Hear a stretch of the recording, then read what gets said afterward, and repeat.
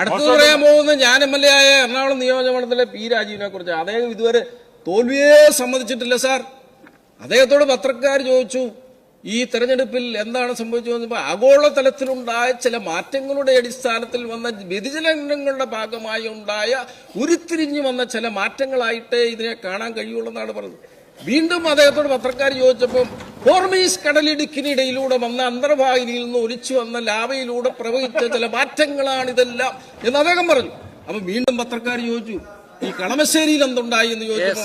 ആ കളമശ്ശേരിയിൽ എന്തുണ്ടായെന്ന് ചോദിച്ചാൽ പറഞ്ഞു തോറ്റിട്ട് ജയിക്കുകയും ജയിച്ചിട്ട് തോക്കുകയും ചെയ്യുന്ന ചില പ്രതിഭാസത്തിന്റെ അടിസ്ഥാനത്തിൽ റിട്ടേണിംഗ് ഓഫീസർ കൊടുത്ത ഒരു സർട്ടിഫിക്കറ്റിന്റെ സാങ്കേതികമായ അടിസ്ഥാനത്തിൽ ചില മാറ്റങ്ങൾ സംഭവിച്ചതായിട്ടേ പറയാൻ. സാർ ഇദ്ദേഹം ജയിച്ചു വന്ന പ്രതിപക്ഷ നേതാവിന്റെ കസേരയിൽ നിന്ന് അങ്ങ് എന്ത് ചെയ്യുമായിരുന്നു? അങ്ങ് പിന്നെ ഡിക്ഷണറിയൊക്കെ എടുത്തു വെച്ചതെല്ലാം മനസ്സിലാക്കിയതൊക്കെ പോയാലും. പക്ഷെ എഴുതാനിരിക്കുന്ന ആ പിള്ളേരെന്ത് ചെയ്യുമായിരുന്നു സാർ? അവർക്ക് വൈകിട്ട് എഴുതി കൊടുത്തില്ല, അങ്ങ് അവരെ പുറത്താക്കില്ലേ?